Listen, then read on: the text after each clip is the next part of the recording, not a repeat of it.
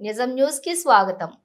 BRS పార్టీకి వరుస షాకులు తగులుతున్నాయి. ఒకరి తర్వాత ఒకరు గులాబీ పార్టీ ఎమ్మెల్యేలు కారు దిగి కాంగ్రెస్ కండువా కప్పుకుంటున్నారు.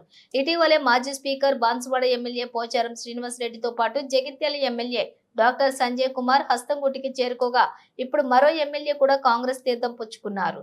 చేవెళ్ల ఎమ్మెల్యే కాలే యాదయ్య కాంగ్రెస్ లో చేరిపోయారు. ఢిల్లీలో సీఎం రేవంత్ రెడ్డి కాలేరు యాదయ్యకు కండువా కప్పి పార్టీలోకి ఆహ్వానించారు. దీంతో బీఆర్ఎస్ నుంచి కాంగ్రెస్ పార్టీలో చేరిన ఎమ్మెల్యేల సంఖ్య 6కు చేరింది.